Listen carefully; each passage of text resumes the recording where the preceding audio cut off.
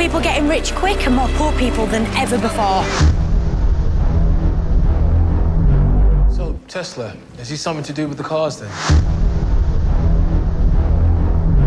He should have been the first billionaire by now. Oh, he's dead. Listen up, Skithra Queen. It's me, on behalf of Tesla. Consider this your official eviction notice. Better written. Pillar of Hope. Better written. Very cliched. Better written. Pillar of Hope. Better written. Very cliched. But I still felt that story was fairly boring. That's all this year is. You don't even have to watch it in order. Better written. Very cliched. Who cares about Doctor Who Series 12, Episode 4, Nikola Tesla's Night of Terror? Covering that wonderfully titled episode will be myself, Neo from Australia, as well as In Giga from England. We're also joined by a countryman for us each, Kinder from Australia and Verged from England. And I believe we're fairly aligned along those lines already too, with both Gig and Verged not hugely pleased with the Series 12 thus far, whereas I think, Kinder, you found at least the Master stuff in Spyfall quite entertaining as I did. Is that fair to say? Yeah, I found it entertaining in a sort of superficial way. I don't know if I would characterize it as good, but it definitely kept me invested and watching. I don't know if that would pertain to the actual quality of it though. It's a lot more than nothing, which is something we can't always say. Yeah, exactly. Which was my biggest issue with Series 11. It was just a lot of nothing. Regarding this episode now, was everyone already well aware of Tesla beforehand, or was anyone in Yaz's position this time? I was aware of Tesla, definitely. It was sort of shocking to me that the characters were so unaware of Tesla. Yeah. At least just on a name level. I thought that was sort of still a household name. Even Thomas Edison as well. We didn't really get a big spiel about him, even though, again, I assume, household names, right? People should know about these people, but I guess it sort of works in an okay way. If there are viewers that don't know, you've got to have that sort of person to introduce them to it, but yeah. Yeah. Did you Brits have familiarity with all these people? I think everyone's heard of the Tesla coil, hasn't they? And the cars, of course. Yeah. But other than that, I don't think most people really know that much about him. Yeah, good old Elon. I would say people recognise the Tesla name, but maybe the details of the story or the whole feud between him and Edison is maybe not that maybe commonly known beyond the surface details, perhaps. You're saying not many people saw old Benedict's film last year. What was it? A Current War? The Current War, yeah. I mean, I didn't, so there you go. Quite the title. So what actually happened in this episode? Did we have the Rachnos, or did we not have the Rachnos? It wasn't the Rachnos. It really wasn't, which surprised me. Just some scorpions. I mean, they were more like the Silence than the Rachnos, weren't they? Because they're scavenging technology. I sort of liked how they were, they had the two forms. We saw the CG version of all the scorpions, and we also had the humanoid version. I thought it gave a different level to the aliens. I really liked that, yeah. And the tire design on the Queen Skithra Rani from the Sarah Jane Adventures, that was quite fun. Although I noticed it way more in the promo photos than in the actual episode. Yeah. But the actual story this week was kind of like the Agatha Christie story we had with David Tennant, where it's a real gap or odd little thing in a historical figure's life, like Agatha Christie's missing week, or Tesla saying he got a signal from Mars or whatever, and then jamming a Doctor Who story into it. I like that idea. I know some people probably find that kind of it's a bit weird to jam a fake science fiction story into a real thing that happens that might have signaled someone being a bit loopy, or who knows what was going on with Agatha Christie's missing time. But I like that. I think it's a good story generation for Doctor Who. What did you guys think of the story they jammed into Tesla's Martian signal? I think it's always good when they try to jam things into real life in a way. It's sort of the similar thing with when Blink ends and they give you the feeling that all of the Weeping Angels are real. Anything that a kid could watch and be like, wait, could this have actually happened? I think generally that's pretty good for the show. Yeah, I do find that's always quite fun. I think the comparison with Agatha Christie is maybe illuminating of the fact that this is a really hard reversion to basically the RTD way of doing things, because it really fell off during Capaldi's and even Matt's a little bit. There was less of this sort of let's not really take it too seriously. Let's kind of whack some aliens into some missing point in history and just say, yeah, that'll do. And yeah, it was kind of an RTD era throwback in a lot of ways, and it's a sort of episode that, if it had aired kind of I think if it had aired in like Moffat's era or something, people would obviously go like, well, okay, compared to those classic Moffisodes, this isn't very good. But I think it would also have a contingent of people who defend it very strongly as the sort of thing Doctor Who should be doing, and the sort of thing Doctor Who did do back when RTD was in charge, because RTD good.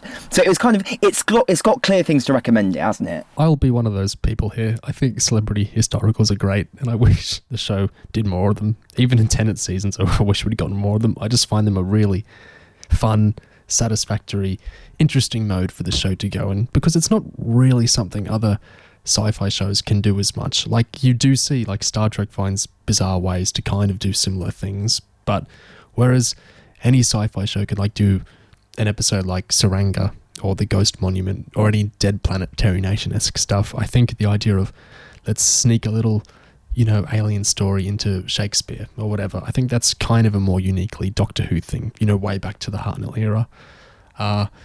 That's my high-minded defense for me, just finding these good, old-fashioned, fun, soothing to the brain.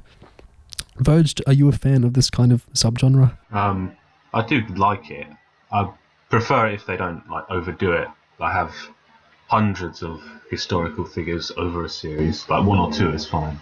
But I do like the stories. I think what usually ends up bugging me about the celebrity historicals is that you end up getting the Doctor Who version of whatever that subject matter is, and often that can be unsatisfying for one reason or another. Maybe they haven't really tried to kind of do the most interesting version of that figure. Maybe they've had to sand off a lot of the complexities. Maybe they're doing something that, in the case of, say, Winston Churchill, something that might be borderline propaganda. Like, I think you just kind of run into all these ways in which sort of doing this sort of nice kind of cozy kids show ends up sort of making a bit of a weird spectacle out of history. But it can be a lot of fun, and I thought this episode was pretty fun. What I think interesting on that angle you're talking about is this was way more fair or even nuanced than I thought it would be, because Edison like wasn't the bad guy. That's like the really easy tack to take with Tesla stories, is to have, you know, the good, noble, smart Tesla and, you know, the evil, creeping, thieving Edison. That's normally how these things go, and I totally thought this show, especially this era of the show, would do that. But what do you think of the Edison we got?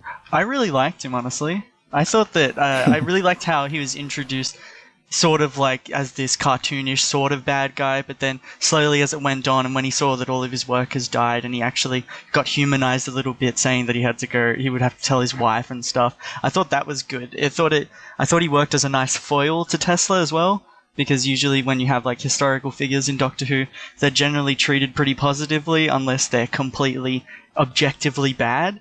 So I thought it was nice to have just sort of that little bit of a dynamic there between them. I have to say, they made Edison kind of based. Like, even during the Scorpion chase, like, he actually shot one of them. Like, he was a really good shot and everything. They almost... I found it was weird. They almost made him, like, excessively likable, which I thought was a bit strange. It was like, okay, like, I appreciate nuance, but could this be a bit too nuanced? He was just quite a pleasant character to have around, which I thought was interesting. That might be coming from you. That might be your particular thoughts on that type of character. Okay, fair enough. I liked him. I didn't like him as much as you're saying, and I was the one bringing up that I thought he was pretty good. Very nice.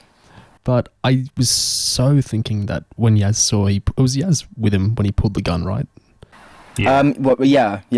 Yeah, good old Yaz. Well, I was so sure that she was going to launch into like a Tennant-esque or Jodie-esque guns, you know, never use them, terrible, you never should thing, but she just seemed kind of like Gig was there, where she was just kind of, ooh.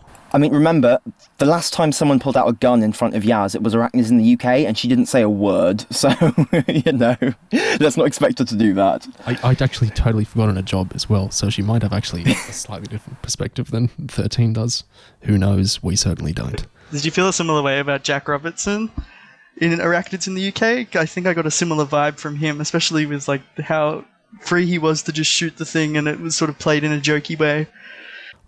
Towards Robertson, I got Giggs kind of towards Edison vibe, where I'm like, I shouldn't be enjoying or liking or approving of this character so much, but damn, I really, really, really am. Not ethically, of course, but he's just such a active, fun, lively participant in the story. It's kind of like what the Master was in Spyfall. It's just like seeing someone have fun and be over the top and have lots of energy in a non-irritating way in the show now is really cool. It's like finding, pristine water on a desert island kind of thing. Maybe I'm lapping it up harder than I should, but it does taste very nice. One detail with Edison that I really loved was when him and Yaz need to clear the streets so the Skithra don't kill everyone, and Edison uses his character trait. He basically shouts to everyone that Tesla's going to electrocute you all, and that works. Like, I thought that was great. I love when they actually managed to weave in details into the alien adventure and just make the story actually make sense on its own terms. I love stuff like that. You can tell it's a script that's been thought through to a bigger extent than the average Chibnall era one. What did you all think of the actor for Tesla? Because we've spent quite a lot of time on Edison, but what about the titular Tesla? What did you think of the guy playing him? Oh, well, I liked him, yeah. I think he really humanised him. Yeah, it was great. Actually, I thought the guest cast was pretty good across the board this week, which is more than I can say about every Chibnall week. So, yeah, we're going well so far. Yeah, I agree. I thought that the supporting cast was really good. Everyone felt very deliberate, like you could tell why every character was there. And I think on Tesla specifically, I think he was one of the best supporting characters we've had so far. A lot of the time we get like these good actors, but they don't really get any good material, but I think he got his fair share this time. Speaking of excelling supporting actors in this era, I saw the film 1917 today, and do you remember our we can't call him Corbin-esque anymore, can we? Our lovely pregnant Yoss from the Saranga Conundrum. He has like a decent part in it. It was so strange to see, like, is this the version of Andrew Garfield breaking out from the Daleks in Manhattan episodes in Tennant era, that we're going to get the pregnant man from Chibnall's era, appearing in huge Sam Mendes films? What a world. Will Tesla excel in this way, do you think? Is he that good as Yoss and Andrew Garfield? I think if the show had more eyes on it right now, maybe. Because he genuinely was pretty good, but no one's really watching anymore, so I don't know how much luck he's going to get from that. I mean, I get the sense he ought to have a career already, but I mean, I don't know. I haven't read his IMDb or anything. But yeah, no, he was really good. He had a lovely warmth to him that I really liked, and he felt kind of like, it's something I feel Jodie is sometimes going for, like this kind of warm, slightly mad scientist vibe, but like you really sympathize with their inventory, quirky personalities kind of thing, because they had that scene of them like saying, oh, we're not so different, you and I, but in the friendly way. And it was interesting to have them similar like that. Did you guys think that he had a crush on her the whole time? Because I felt from that scene, and then towards the end when he tries to embrace her, I was getting the vibe he was really into 13. Am I off base? I'll be honest, I didn't really get that vibe at all. Although I wasn't paying that much attention. I think he was just relieved to see someone so similar to him, and he obviously felt pretty isolated. But your version makes for a better story. It might just be after the Yaz and Master stuff in the premiere that I've got shipping on the mind for this series. I mean, let's check, right? Would you be saying this if 13 was still a man? Or is it just the heterosexual dynamic that's causing you to ascribe romantic subtext onto the scene? I think we have to ask these questions. I feel very attacked right now. Okay, something that really needs probing is, how the episode starts with, it's Tesla, right? And yeah, with the Niagara generator or whatever it is. Yeah, that's right. And then he runs away because of... Someone's been killed by an electric shock. That's right. And then suddenly we're on a train. What happened there? What's with the weird hard cut and edit where we're like in a totally different situation? Was this edited properly and I was like, I'm the person that's wrong, I'm bringing visual illiteracy to it? Or was this edited really weirdly and did it throw you guys off as well? I think what happened there is that Jodie, the doctor comes in, she's like, okay, I've got a fast way out here, and she gets them to follow her, and she leads them out of the building onto this night train, which she knew would be arriving at that time because she's, a time traveller. But yes, the editing is very weird, because when she says she's got a fast way out of there, my first thought, and I think the first thought of your average Doctor Who viewer is, well, she must mean the TARDIS, because the TARDIS can go anywhere, but obviously they didn't go on the TARDIS until much later in the episode, so yeah, it's just a weird cut. It's like they've vortex manipulator jumped onto the train. Where actually was the TARDIS for the first half of the episode? Because it's like nowhere. Good question. Just forgot to put it in, maybe. It's one of those things that, like, a good New Who script always finds like a very clean way to deal with the TARDIS, because it can really overwhelm the episodes if you're not careful, because it's such like an engine of the story. But when it's like, when there isn't a logic to where it is or where it isn't, it does stand out to you like this. Yeah, I think it's kind of a subconscious thing as well, that because you always know it's around, but not having like back to Tennant's era, there'd always be a good explanation for why it's not there. Like in Impossible Planet, what happens to it? Like, gets jettisoned out or stuck down? It gets stuck in a part of the space station or the planet that was like jettisoned away. Yeah, they were always doing just little, logical things like that to get it out of the way if they didn't want it in the episode. But to just kind of take it on faith that, oh, the TARDIS isn't around, don't worry, there's a good reason for it. It's like, I don't care that much, but I think it does feel weird somewhere in your brain. Yeah, it's been like relegated to, instead of being like a part of the show, it's more just a plot device than it ever has been now. So they sort of just, it's like the Sonic, use it when you want to, but you'll still have the Doctor getting a problem that another Doctor would have solved with the Sonic anyways. I do love that the psychic paper is now as much like a trope as the Sonic or the TARDIS. Like, I remember, when that was first used in series 1, it's really cool just to see something from, Eccleston's era become like such a sticky part of the show that's like a permanent fixture of it now. It always makes me feel good in this era to see the paper still used. On the subject of the TARDIS, actually, did you notice there's that scene where it's lit a completely different colour this week? And generally on the use of the TARDIS, I'm finding they've really sorted out the colour balance of how it looks when you get in there, because when they first introduced it in Series 11, it was this horrible orange miasma of just kind of crapness, whereas now it's this sort of more usual, more normal kind of blue-yellow contrast thing. But I also, when you have Tesla walking into it, I find the set design of the TARDIS, I think, is still hampering those big entrance reveal scenes, because you just get a sense that they're walking onto a set. It never actually feels like there's a world in there still. I think it's still awkward in that sense. Am I wrong, or did a few months ago we hear that all along in Series 11 they'd have been colour correcting the TARDIS scenes heavily or something, because there was like something wrong with the lights they used? Am I making this up, or did that happen? Yeah. No, I think that did happen. Yeah, I heard about that as well, so I don't think you're imagining that. So I guess they've sorted that out now and they've installed one lights. hopes. Yeah, because those blue lights looked like, I still don't really like the interior, because I think the phalluses are like so over the top, it's not even funny. Like, it's distracting, and a lot of the diamond stuff is just, it's too jutting, and the whole thing's so cramped. It feels like a set. It doesn't feel like a home.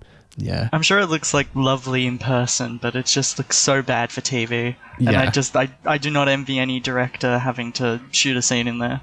That said, the blue did look nice. Yeah. That's like the first time I could kind of think, oh, this looks all right. It's amazing what a difference just not having that garish orangey yellow beamed everywhere made. I actually really liked Tesla's entrance into the TARDIS. It's sort of like, I got like good vibes when they panned the shot over to seeing everyone like working on the console. It sort of gave me like Journey's End vibes. I thought it was a better introduction than anyone else has had so far for this TARDIS, at least. I think that's where we differ, because I detest Journey's End, as I have made known in the past, so that would explain it. On the direction came up. What did you guys think of the general production side and the direction side for this episode? Because it was a new director to the series, Nida Manzoor. Yeah, I was really surprised in the scene where the scorpion mode scorpions were scuttling along across the streets and everything. Like, that looked really good to me. Like, that looked way better than a Doctor Who episode should look. They looked pretty real, scurrying along. They looked integrated into everything well, and like the shots with them all were like pretty exciting. I was really taken aback in this scene, thinking, this isn't like a throwback to Tennant's era. This is like the actual Chibnallian promise of, what if we did the Tennant's era now and we made it good and modern and flashy and stuff. Like, that was working for me quite well. I don't know if you guys agreed. I thought all the visuals were really good. I thought New York was realized really well. I like the CG they had for the city and the pan down to the set they had. It transitioned really well for something that's in Doctor Who. And stuff like the spiders, the what do you call them? What were they called? Skithra? What was the name of it? The Skithra? Yeah. Yeah. I thought they looked way better than anything else we've had. Like last week with the dregs, I know we had a costume, but when they were CG, you could really tell they were CG. And this week, it didn't really get that feeling. Yeah. It reminds me of. Do you remember that shot in World War III of the Slovene? I think there was some issue with the costumes that they couldn't get the actors to run in them like as scripted. So we have like these 3 CGI Slovene that look so different and so weird. Like, Yeah. down the hallways of 10 Downing Street. Oh, and like the Scooby-Doo shot. Yeah. Yeah. That's what the CGI dregs shot reminded me of last week. But they looked great here, the monsters, yeah. I thought that the CGI on the Scorpion of Skithra chase scene, I actually thought that was a case where, even though the CGI was maybe actually not that much higher on the level than we've had for the rest of the Chibnall era, I thought the direction really sold it. Because shots like the one where it runs out into the street and then crashes into the stand and kind of falls over, I thought that was a great way of kind of using the camera movement and the motion to kind of maybe distract from the CGI itself and more just make it feel integrated and make it actually work as a set piece. Like I thought, just generally, it was just very strong, like visually presentation It's like wise. Chibnall says, big motions. Haha. On the subject of the Skithra as well, actually, this might be a total tangent, but when we first see in their ship and they're scuttling all around the interior of the ceiling and stuff, the music that kicked in there, that massive discordant kind of string orchestra cacophony that comes in, that was instantly my favourite Akinola music we've had for this whole era so far. I thought he did a really quite strong performance this week. I think especially the last 15 minutes he was on top form. In general, in Series 12, he's being a lot more ostentatious, I think. I'm not even sure I prefer it, but he's definitely being louder and more Goldian in that sense, in that it's drawing more attention to itself, the music now. And it's interesting to get a change from Series 11. I wonder if he's gotten more confident with what he's been doing, because you almost don't notice it at all in Series 11, but I've actually, and I'm not a big fan of him, but I've noticed a lot of tracks this series that are at least sort of memorable. Like Gig was saying, the reveal of the Skithra, I think that one, you can actually hear it, you know what I mean? It tells you how to feel almost, you could say, but yeah. Series 11's music, it's like most of the time it's not memorable because it's very atmospheric, but even then it's so like low in the mix. Like everyone loves Reverse the Polarity, that great building up music from It Takes You Away. You love it if you hear it on the soundtrack. If you go back and watch the actual episode, it's like so low in there, you can barely hear it, and it's like probably the best thing Sagan composed for that season, so composers must get annoyed by that kind of thing. But at least his music's getting louder this year. Who knows how loud it'll be by Chibnall's last year in 2034 or whatever. Hopefully it'll be loud enough to drown out the dialogue entirely and we'll be spared. Speaking of dialogue that maybe should have been drowned out, what did you think of the Orb of Thasmin? The Orb of Thazza? The Orb of Thasses. It's a total Chibnall name. I went back and checked if this was just like a solo writer or if it was a Chibnall co-write as soon as I heard that, because like I heard it and it was just like the most. It encapsulates the Chiv era really well. It's just such a classic name. I love when Mandip said it, or when Yaz kind of said the name, she was like, the Orb of Thassor. I was like, nice, give that a bit of an inflection. But yeah, it was that whole Orb thing, it was just kind of you get that inserted speech about how, they were an amazing race of storytellers and inventors and stuff. It's kind of, there were a few moments in this episode where you get the obligatory 13 babbles a lot bits, and I can still do without those, but it wasn't as bad as, say, Orphan 55, so yeah. Speaking of differences from Orphan 55, what was with 13 saying, changing the world takes time, you have to be patient? Didn't we just get the opposite message last week? Well, we were in the past this week, and last week they were in the future, so you see, it's all relative. Like, how fast the world can be changed, it all depends on where you are in the timeline. Is it your design who has the patent? Something on the subject of Edison and the patent and stuff, something that I've seen remarked on in commentary on this episode is that there's a thematic parallel between Edison and the Skithra, because the Skithra are these, they steal things rather than build their own things, and Edison is like, he's the guy who hoovers up other people's creativity and whatever, but that the episode also adds nuance to that by making Edison not entirely, the bad guy in that situation. I thought that was nice, and I think it's telling that we get an episode that can actually find a way to have themes that play off each other regarding, the different characters and the alien. it sticks out so much when you have when you've got Orphan 55 trying to do the whole climate change thing and making such a pig's ear of it, or when you've got Spyfall not really trying to do anything of that sort at all, just flinging spaghetti at the wall and seeing if it sticks. It's really refreshing. It's a Lenny Henry's story. You kept clicking agree. There is a real moral in what he was saying. I found the Tesla as the not the harbinger, maybe the forebearer of the modern world through, his network free worldwide information and all that kind of stuff. That was very, his last line, "The present is theirs, I work for the future, and the future is mine." What do you think of this philosophy? I think that last bit was sort of weird, actually. It was... Yeah. I don't want to say undeserved, but it felt really off-putting. And then you have Segan's music swelling really loudly at the end there. It felt like a big moment, but I was just sort of I don't really care that much. It just sort of... Yeah. It's hard to explain, but it was just... Yeah, it's like the Vincent and the Doctor trap of if you have a good romp with a celebrity in a celebrity historical, but that celebrity has a really bad life after the romp, even if they don't kill themselves, if they live in disarray for the rest of their lives or whatever. It's really awkward trying to deal with that. And it's Vincent and the Doctor did it really well, but that was a really, big episode, and that was a big deal how it dealt with it. Here it's kind of I feel like they're having to kind of paper over with 13 and Yaz's conversation about, things don't really improve here, so we got to have a speech about, in the far future, everything's very Tesla-y, and Elon Musk calls his cars Teslas and things. It's all great. And there's an asteroid named after Rosa Parks.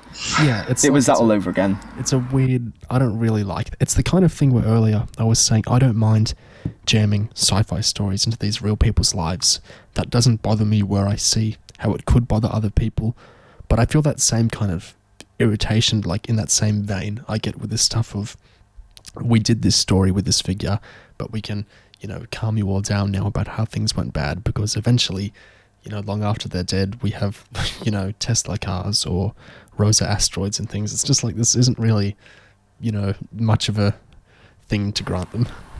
I think it's kind of a thing with New Who historicals, and maybe less of one with Classic Who, but and it's maybe one of the things that kind of irritates me about them is when the episode feels the need to kind of be incredibly gushing and praiseworthy and hagiographical and kind of effusively gushing about this historical figure, and you get to the point where the Doctor's "Oh, I always loved this historical figure because I've always wanted to meet them because they did this and this and this," and it gets into that sort of Wikipedia kind of thing. And I think stuff like that kind of grates, because I'm always open to the idea of actually just going full tilt and doing a sincere story about a historical character. I think where it kind of gets weird is whenever it comes to trying to narrativize them and make them and sort of basically do an advert for that figure to the audience. You just get this sort of flattened take on that whole narrative and the whole of history just to get crammed into the episode. And I always just find it kind of cuts against any sort of psychological realism or kind of believability to it, maybe. I'm not quite sure how to articulate it, but it just feels kind of tacky to me whenever something like that happens. I don't really get why they have to rush to in their lives in this way.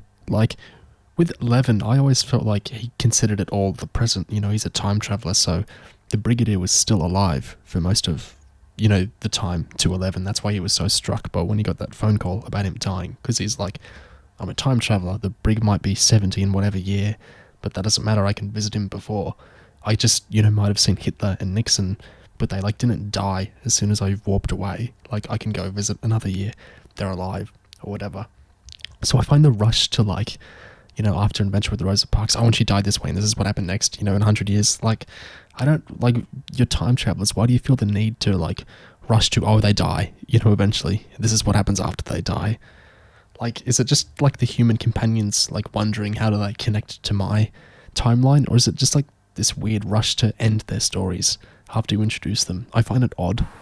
In that sense, it's almost a bit like 13 is less a a sort of temporal nomad, and more like she's someone who comes from the same present day as the companions and the viewers, isn't it? Because the way she's always talking about these events and even climate change as well, from a perspective of the right now as is contemporary to the companions, rather than from a truly unanchored sort of freewheeling every time is the present kind of sense that maybe you referred to as 11 being more like. So it's maybe reflective of how 13 is so deliberately relatable and sort of humanized and stuff, and always so used to try and deliver stuff to the audience that it maybe does not entirely ring true with sort of who the Doctor is in universe, perhaps. Yeah, she sort of feels like a presenter almost, like she's doing a documentary on something. It doesn't it sort of takes away from the immersion a bit when the Doctor's talking to you like that.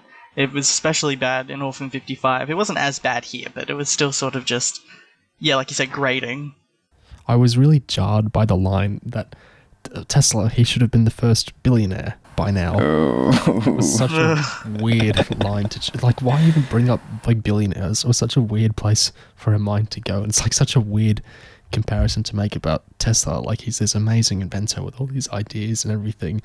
13's idea of proving his worth to Yaz and Ryan is, he should have been, Steve Jobs. He should have been the first tech billionaire. He should have started Silicon Valley kind of stuff. It's just, such a weird, very present day way to look at it. And it cheapens the Doctor. I hadn't thought of this before, but you guys are right. It binds her to the present day so much in a way I certainly didn't feel it with the first Doctor or the second Doctor, and even the last few. Moffat's Doctors make plenty of present day references, browser history and stuff, but they don't feel like citizens of their time so much, or at least 12 didn't until Clara tried to badger him, you breathe our air, or whatever. But yeah, 13 feels like she belongs in 2020, kind of, and it's strange. If you look at series 1, the Charles Dickens episode, I sort of like how that ended, and it was just, do my book survive? And then the Ninth Doctor replies saying they go on forever and ever. It sort of just gives you that detachment instead of saying, oh well, in 2005 everyone really likes them.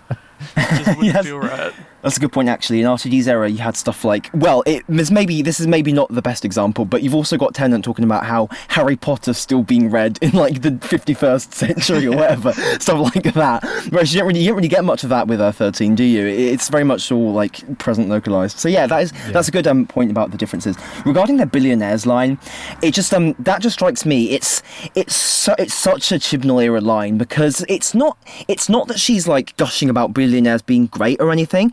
But the assumption there is that the assumption of the tech billionaire being the only way by which to quantify success in any reasonable sense, in the technology sense and an invention sense, it's just absorbed so many of these assumptions about pretty much neoliberal culture, hasn't it? All these images of the big billionaires and their sort of heroism as great men of history. All of that has kind of seeped through into sort of culture, and then indirectly into Doctor Who, or at least into this version of Doctor Who. And that's just one of those moments where it just cracks through and just kind of like a glaring siren. If you even just try to imagine other Doctors delivering that line, it just feels wrong in kind of a subconscious way that I think speaks to how this era is kind of more insidiously present day political in that way. Well, that doesn't sound like how I want it to sound. You know what I mean. Neoliberal, not other things people call present day political television. But yeah, imagine Capaldi saying he should have been the first billionaire by now, or imagine Eccleston saying it. Just it feels so surreal and bizarre. But these are the lines Jodie gets. It's quite the shame. On the subject of lines Jodie gets, did you like her delivery of that one of this is where the new world begins? There's more get-rich-quick people than ever before, and there's more poor people than ever before. Why did she sound so pleased with that fact? She really actually sounded happy with it. It was such a bizarre choice for her delivery. I wondered if that was ADR, because on the rewatch I looked at her facial expression during that bit, and she's not smiling or anything, but she just sounds weirdly positive. So I do wonder. There was also the line when she's trying to tell the Skithra to step off, where she says, I'm Tesla's representative, consider this your official eviction notice.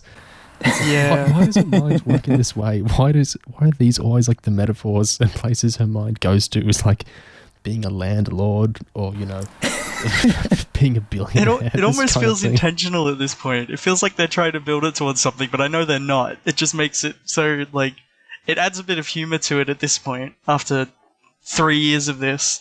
Yeah, it's oddly cohesive. It's you're noticing it by now because it's not like something they're course correcting after series 11. Like, it's clearly the actual conception of like 13, and the show now is this weird kind of political angle for her.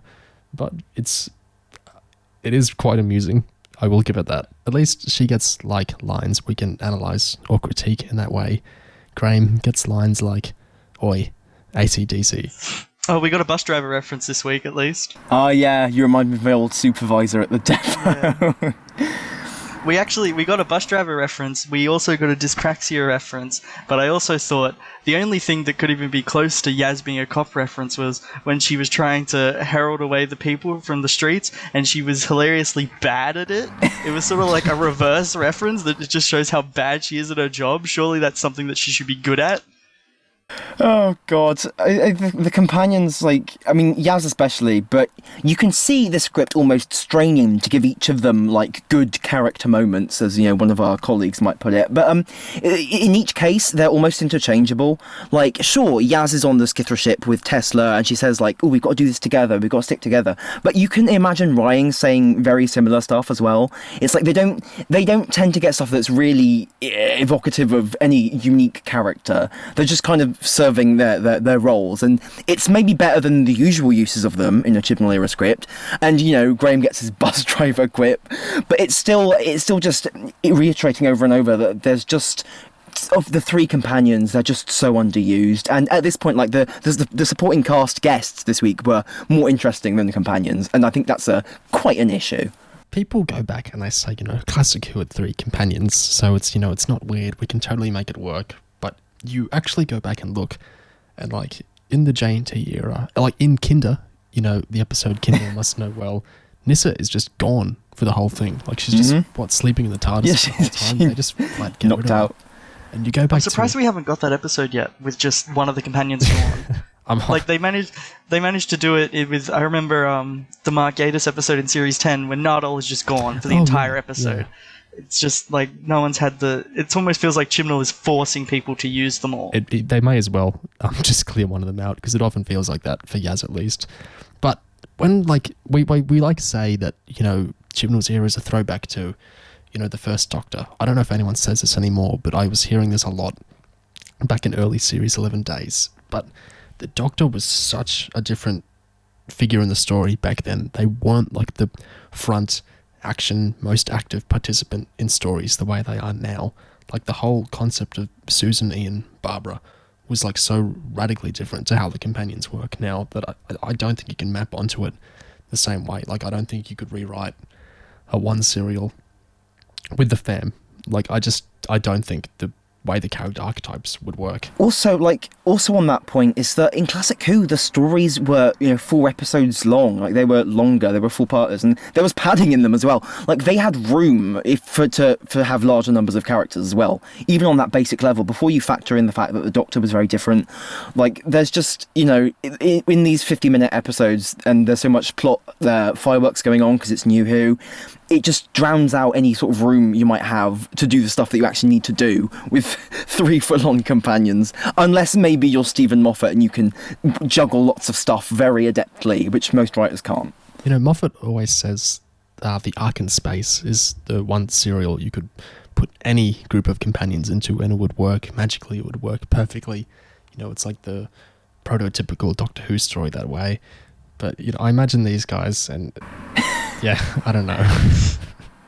Yeah, I think you have to pick and choose, I think. I think maybe Yaz would get the shaft as usual. I think the 3 companions thing can work today, but it's just like either you've got to dedicate more time to each of them individually or treat them as a cohesive unit. There are some moments like that, like this episode I thought was okay, like when they were running along the train and they're both encouraging Ryan to jump across the gap and stuff. I think stuff like that feels good as a viewer.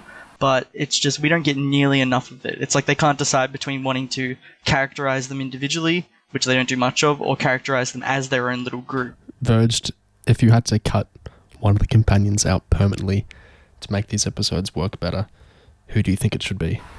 Well, I want to say Yaz, but everyone says Yaz, so I'm going to say Graham. That's an acceptable answer too, I think. Having the two younger companions would be interesting. Well, interesting is the wrong word. Would be different. I think it would just work better with Ryan by himself, honestly. I still think he still sort of feels like the main companion to me. I still feel like he's sort of Chibnall's like star child almost. But just compared to the other two, like Graham is definitely there to play on Ryan, and I have no idea why Yaz is there, honestly. But it's just, yeah, I feel like I just really want to get an episode with a limited cast just to hash these feelings out and to see what it's like with one or two of them only. It would be amazing to get like an Edge of Destruction-esque bottle episode just in the TARDIS to like really drill down and characterize everyone. But then I think of that actually happening and it being written and performed by this team, and I stop wishing for that. We could do with like a turn left, like a Doctor-like episode to really flesh them out and see them individually apart from the Doctor. I think that would be a great idea. Something that I think Andrew Ellard said a lot in the early episodes is that when the fam are separated from the Doctor, they work better because the Doctor isn't like overruling them basically by being so forefronted, and when the companions actually aren't with the Doctor, they actually get to say more things and show more character. So that might actually work, that turn left idea. I feel like Doctor Light or Companion Light episodes are a little bit trickier this era in that we get 10 episodes instead of 12 or 13. It's like if they keep winnowing down, eventually if you have a Doctor Light episode, that'll eventually be like a third of a season. Not having the Doctor at all. You got to think in terms of ratios. But speaking of dead ideas, have you ever seen a dead planet? Huh. I appreciate that she didn't actually say, "Oh yes, I've seen one. My home world, Gallifrey. It's dead now. I'm angsty." I'm glad they didn't do that, but yeah. There's an interesting interpretation I've seen around, which is that the destruction of Gallifrey in Spyfall Part 2 is now leading 13 to be more like dark and ruthless and stuff, and that contributed to her behaviour towards the Skithra in this episode, like shooting them with a giant lightning beam and stuff. And I wonder about that because I wonder, does that make the destruction of Gallifrey like the best possible move for the Doctor's character, because now she can do all this stuff? And I don't know, but it's certainly a theory. She does seem the most believable when she's like angry. She's like because she's got this like comically dark feel to her when she does things that almost seem out of character for other Doctors. But when she was, telling off the Skithra about what she's going to do to them and how no one's going to remember them and stuff, it felt like she was like coming into her own a bit there. Yeah, I did like that. When you die, nothing will be left behind. That was actually kind of great. Trail of blood and other people's brilliance. No one would ever have known you existed. Yeah, that was quite the set of lines. I get the sense that Whittaker would quite enjoy getting to do more of that serious shit, like dead serious Doctor confronting evil stuff. And she's so the whole kind of bouncy, bubbly CBeebies presenter persona that she's kind of been. Well, I don't know to what extent it's imposed on her, or that she's kind of an active proponent of it. But it just seems to be kind of boxing her in a lot, because I just feel like there's a huge amount she could probably unleash if she was actually allowed to really go there. We know she could nail a moment like, "Come near my fam again, I'll break your fucking face." What did you think of the scene where she first goes onto the Skithra's ship? Because I thought that was one of the first moments, at least in this series, that I felt like Doctor-y almost. It very much felt like a Tennant script then, but I think Jodie did a pretty good job of it. It definitely on point of the Tennant thing. So the best episodes for Jodie are the episodes that most directly mimic Tennant. Is it saying anything about the gears she's using in her performance? The gears and the gurns? And it could be, alternatively, it could just be saying something about how Tennant is the only Doctor that most of these people remember. Yeah. Like, people are starting to pull from New Who now instead of any of the classic or Wilderness era stuff. Yeah. How do you even pull from Mad Who? Like, when we say, like, a Tennant era script, we all know exactly what we mean. Like, we can, like, picture it perfectly. But, like, I feel like Matt's seasons were so disparate and different. Like, if someone said, "Oh, we're going to do a Matt-esque episode," like, I don't really have any idea what that would look like. I mean, haven't you recently accused Forest of the Night of being too Matt Smith-esque for the Capaldi era, though? Like, I don't think it's out with the realm of possibility to pull from Matt in some ways. And honestly, I even remember Sacha Dhawan doing a spin that was exactly like the one Matt Smith does in Spyfall 1. But yeah, no, I do think it's just Tennant is just so kind of embedded in New Who's DNA, and it seems to be such a thing. He's just kind of become this model of how kind of almost people expect the Doctor to behave. So it's maybe, I don't know. You know how Moffat told Peter Harness when he was writing the Kill the Moon script to Hinchcliffe the shit out of it? Well, I wonder if, like, what would you even get if Chibnall, like, told one of his writers to, like, map the shit out of a script? Like, what would that even look like? I'm quite intrigued. If like Series 12 is copying Tennant so much, I hope Series 13 tries to progress it to the next step. Could be a lovely mess. How would you Series 6 the shit out of an episode for Jodie? Oh, God.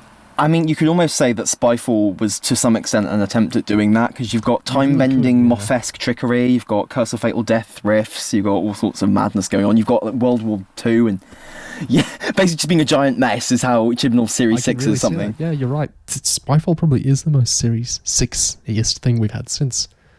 Maybe that's why I liked it. On the subject of actors, can we talk about Anjali Mohindra? Because we haven't talked about her at all so far. So previously Rani in Sarah Jane Adventures, now she's a giant alien scorpion, and I thought she was great, because she's one of those performances where someone's chewing the scenery and just having fun. And like you say, Neo, it's like an oasis in a desert whenever an actor does that in the Chibnall era. I thought she was fantastic. And the best bit was when she casually vaporised one of her underlings for saying a line before she could. That was great. It just made me miss the Sarah Jane Adventures. She was so good in that show. You always forget she came in like midway through Series 2 or something, and it doesn't feel like that. It feels like she's was the main character from the start. She was so good in that. So I was just missing Sarah Jane Adventures, watching her really.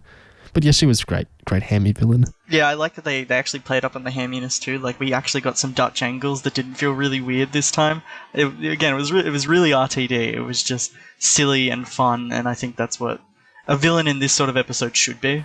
And actually, I appreciated like the writing for the Queen Skithra as well. Like, I appreciated that it wasn't just a case of an actor being hammy with kind of bland or meh dialogue. Also, like there was just like the script was clearly having fun with the character as well. You know, with stuff like the I was talking and stuff like that, and just that little speech she gives to the Doctor when, "Oh, your final hope is that you can change my mind." It was just fantastic. It was so operatic and theatrical in that way.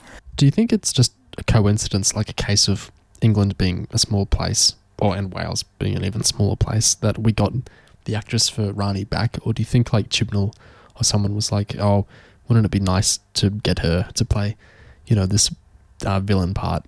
Like, how do you think that came about? Because I just wonder if we could get Clyde back or Luke back or someone else. That could be interesting. I mean, we're getting Ian Gelder back from Torchwood, so we'll see how that goes. That Charles gonna fry.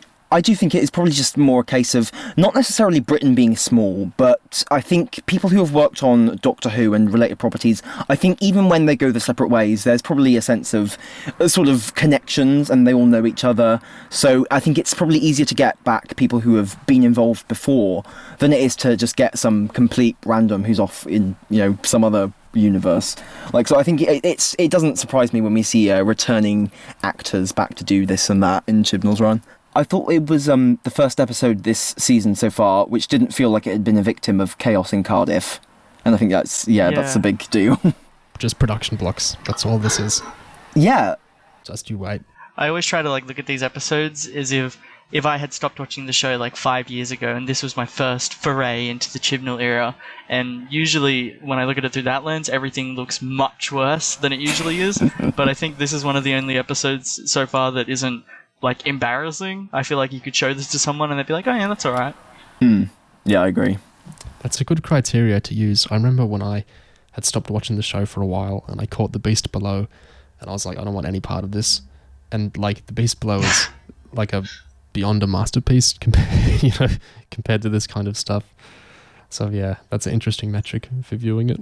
I feel the episode was very cohesive, and despite the episode name, this wasn't much of a night of terror compared to the past 3 weeks, so that's always nice. True. Yeah, I thought it was exceedingly competent. I also thought it was one of the first episodes that actually utilized the extra 5 minutes sort of well. We got like a sort of extended scene at the end of everything winding down, and I think that was sort of missing. It was one of those things that I almost wish some older episodes had.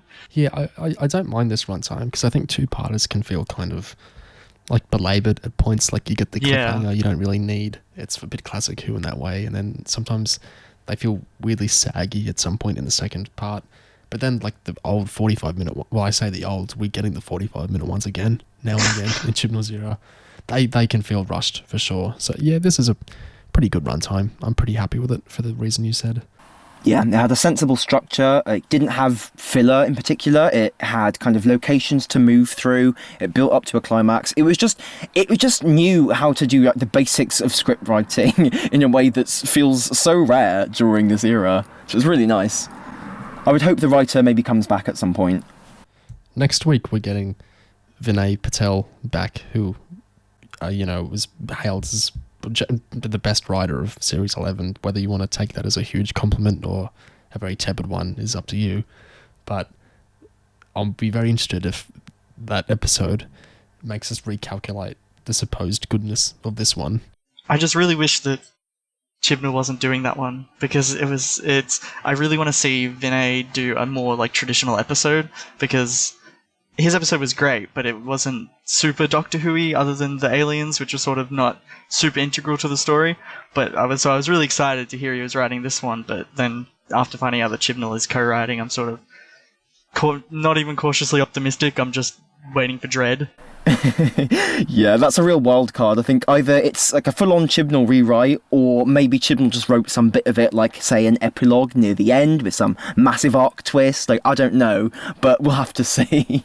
It'd be like a Zygon inversion equivalent thing of like most of the episode feels like Vinay, and then we get like a huge monologue that starts mentioning evicting people Oh god, and billionaires and all this kind of thing, and we know it did not originate from Vinay.